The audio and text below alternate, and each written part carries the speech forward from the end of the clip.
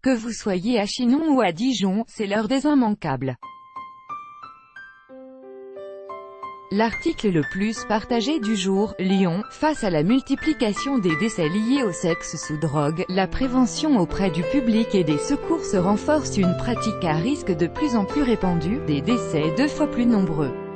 Face au phénomène de sexe sous drogue, également appelé chemsex, chemical sex, de plus en plus fort dans l'agglomération lyonnaise, le comité de coordination régionale de lutte contre le VIH, Corée-VIH, Lyon-Vallée du Rhône a lancé cet été une vaste campagne de sensibilisation du public, mais également des services de secours et praticiens hospitaliers.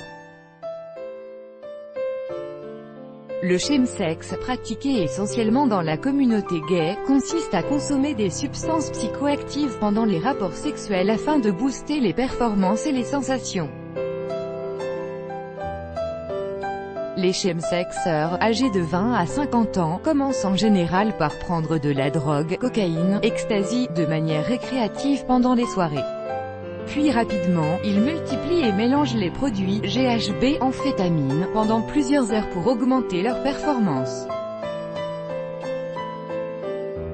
Ils sont désinhibés, s'adonnent à des marathons sexuels de plusieurs heures ou plusieurs jours, à plusieurs très souvent, explique Raphaël Gréget, en charge du projet de prévention au sein du Corée-VIH.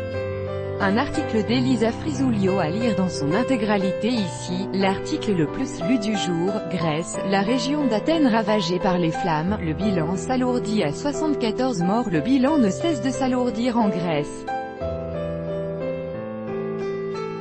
Les incendies qui ont ravagé lundi les alentours d'Athènes ont tué au moins 74 personnes, a annoncé ce mardi la porte-parole des pompiers, Stavroula Maliri, révisant à la hausse un précédent bilan de 60 morts.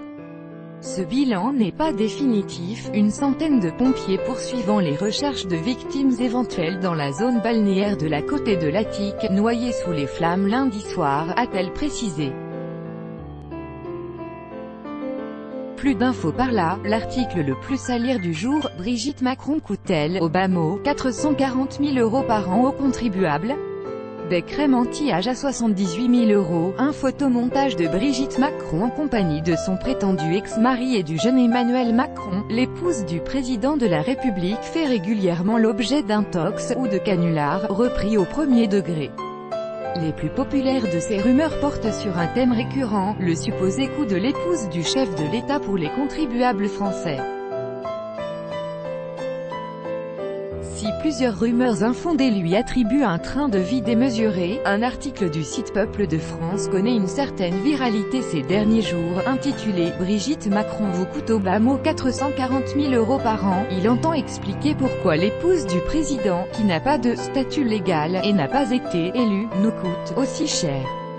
Alexis Orsini vous explique ce qu'il en est par là.